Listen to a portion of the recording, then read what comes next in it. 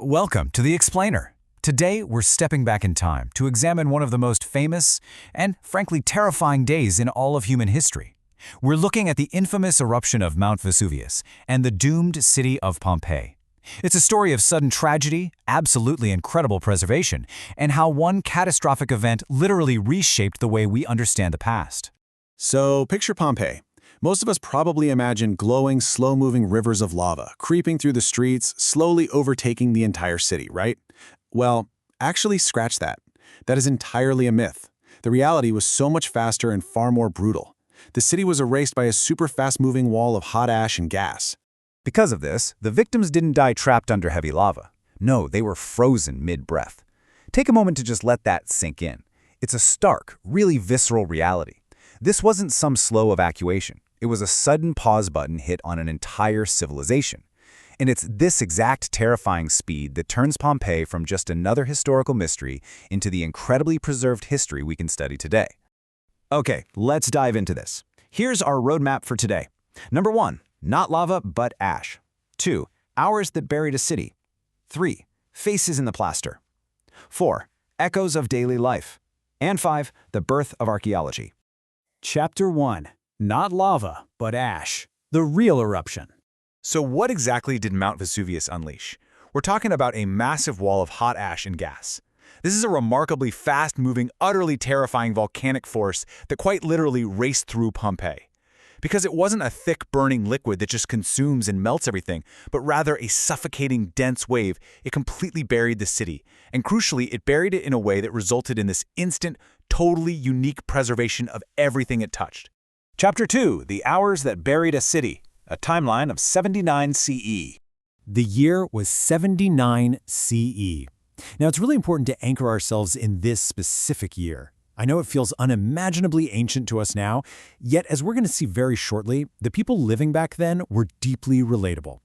79 CE marks the exact year their daily Roman life was permanently, violently interrupted. Let's move through the day and see how this builds.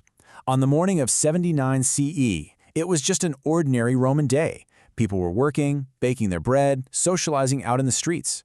Then, in the afternoon, Mount Vesuvius explodes. It didn't take weeks or even days for this disaster to unfold, folks.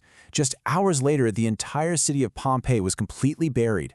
It's this rapid, terrifying escalation from totally mundane normalcy to absolute obliteration in just a fraction of a single day. Chapter 3, Faces in the Plaster, Capturing Final Moments.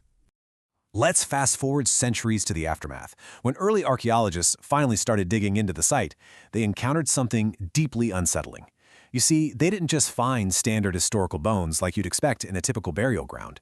Instead, the hardened ash left these strange, empty cavities where bodies once were. Over the centuries, the organic material of the victims had completely degraded and vanished, leaving behind perfectly shaped hollow spaces trapped deep inside the dense, hardened ash. And this brilliantly illustrates the genius of those early researchers. They came up with an amazing solution to this mystery. First, when they found a hollow cavity in the ash, they carefully poured liquid plaster right into it. Once it set, they chipped away the surrounding ash, which completely revealed the frozen figure inside. The figures revealed were just devastating. A mother clutching a child. Someone curled over a threshold, clearly seeking final shelter. A man desperately reaching out. Through the plaster, we actually get to see the very last gestures of an ordinary day. It perfectly contrasts the massive geological scale of the disaster with these individual, incredibly intimate human stories. Chapter 4, Echoes of Daily Life, What Survived the Blast. Now, what nobody usually tells you about Pompeii is just how much of everyday life survived the blast. It wasn't just stone buildings and giant columns. Carbonized loaves of bread remained perfectly preserved right inside their ovens. Just think about that for a second. A local baker literally put his bread in to bake that afternoon, and the eruption locked that totally ordinary task in time forever. No way to finish it. They even found graffiti boasting political slogans. It injects this brilliant touch of relatable humanity, showing us that ancient politics, public boasting, and scribbling your opinions on city walls really weren't all that different 2,000 years ago from what we see in our own cities today. Now, what's really interesting about this is the cinematic eeriness to what was left behind.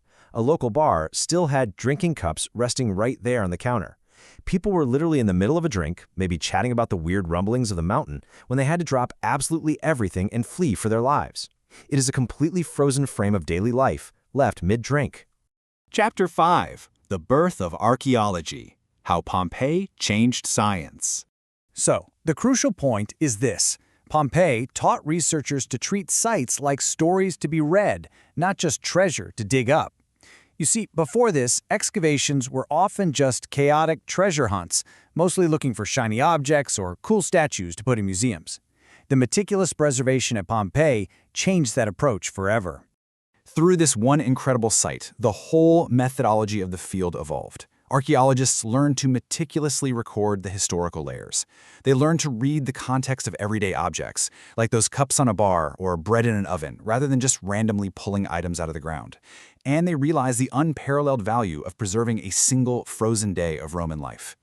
This is exactly why Pompeii is considered the one single eruption that taught archaeology everything it knows today. As we wrap up this explainer, I want you to imagine walking those streets on that fateful afternoon in 79 CE when the sky suddenly turned black. Would you have run immediately, leaving absolutely everything behind, or stayed just a few moments longer to grab something precious? It's a question that connects us directly to the deeply human experience of Pompeii. Thank you so much for joining me, and I'll see you in the next explainer.